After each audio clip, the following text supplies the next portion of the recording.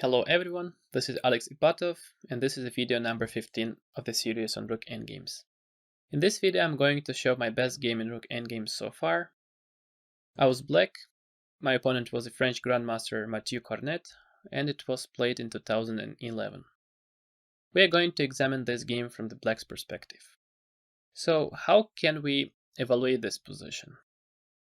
I think that black is better despite of the fact that material is equal. There are different reasons for this. First of all, black has the pawn majority on the queen side.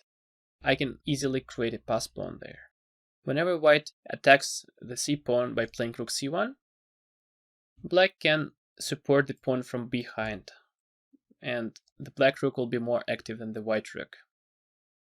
The other factor that favors black is that black king can be easily centralized. It can come to e6 and attack the e5 pawn. So those factors favor black, and I think that black is better here. In the game I played king f8. The idea is quite simple. I just want to centralize my king. This is a principle number 2.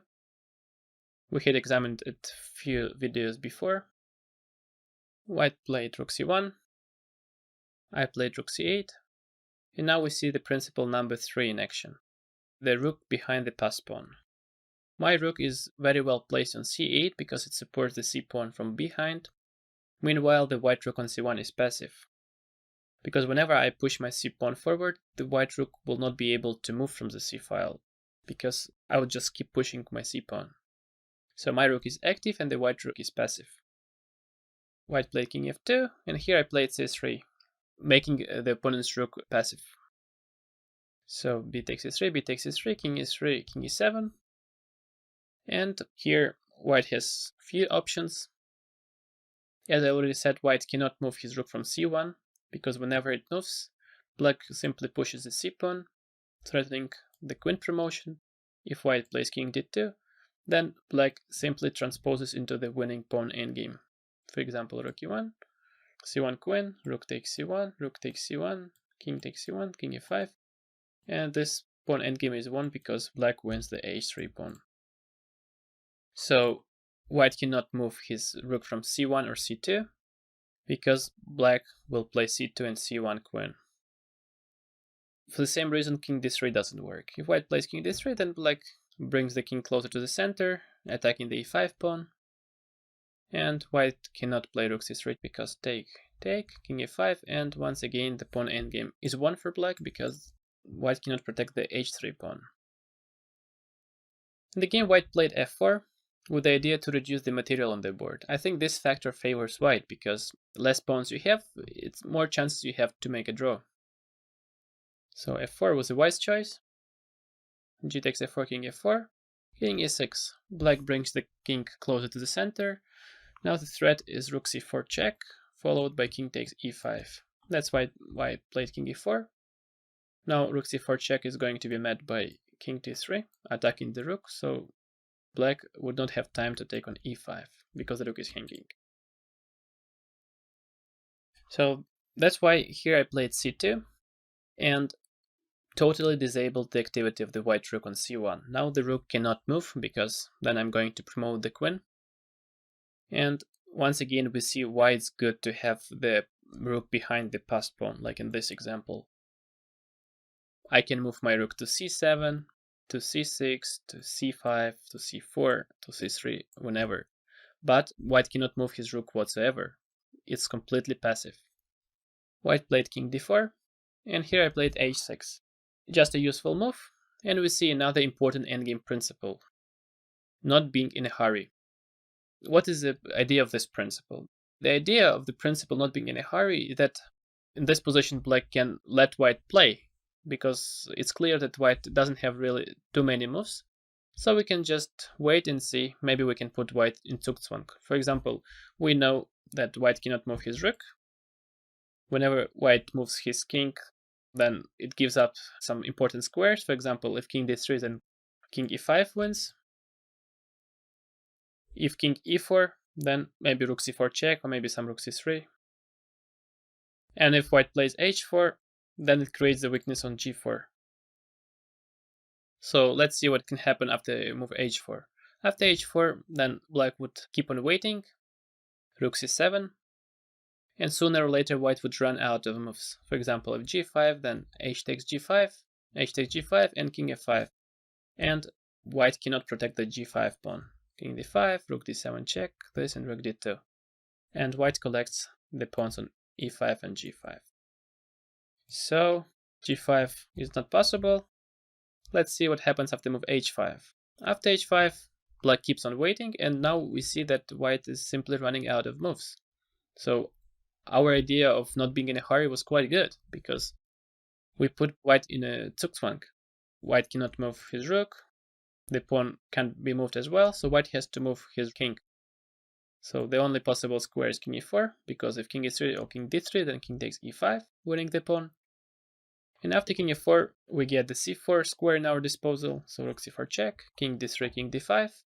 Now we threaten to win on g4, so white has to create some counterplay desperately, g5, h takes g5. If h6, then simply rook h4. Now we're ready to give up our c2 pawn, because we're going to win all the remaining pawns. Rook c2, check, and king e5. And black wins the pawn on h6, and the endgame is easily won for black.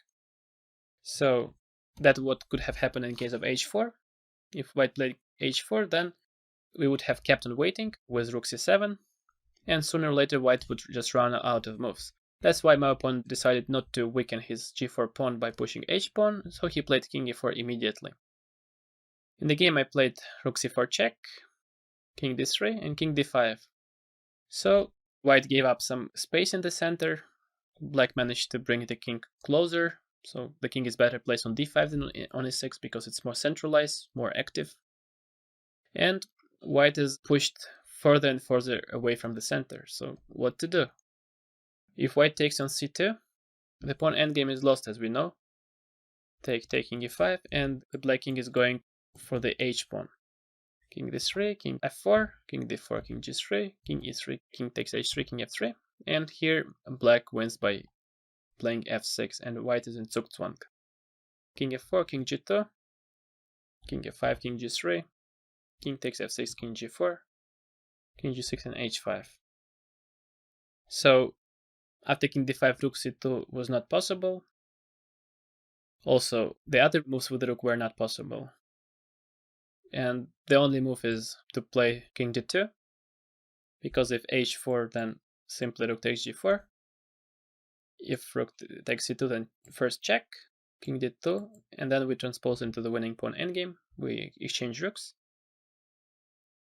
So my pawn played king d2. I played king d4, further improving the position of my king. And now it's not clear what to do. If white plays rook e1, then we transpose into the winning pawn endgame by playing c1 queen, rook takes c1, rook takes c1, king takes c1, and king takes e5. And we already know how to win this pawn endgame. So king d4. In the game my opponent played e6, f takes e6, and h4. His idea is to create the pass pawn on the king side and distract my pieces from d4 and c4. So I play king e5. I'm moving my king to the king side because white has created weaknesses there.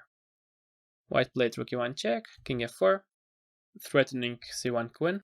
White played king c1, so white finally managed to block my pass pawn with the king, but now it's too late. Although the white rook is more active than before, white has created too many weaknesses, so the rest is quite easy. Black just picks up the material. Rook g6 check, king takes h4, rook g2, king h3, rook g1 h4, and white resigned here. So what did we learn in this example? We saw many rook endgame principles in action. First, the rook behind the pass pawn, so rook c8, supporting the c pawn. So our rook was active and the white's rook was passive because it could not move from c file. The second principle that we saw in this game was the king centralization, which can be also applied to any other type of endgames. And the other principles that we saw, it was not being in a hurry. Like when I played move h6 here, I let white play some moves. And whatever white plays here, that would worsen his position. So white was in kind of a Zugzwang. Alright, so that was a video on my best game in Rook Endgame so far. Thank you for watching. It was Alex Ipatov.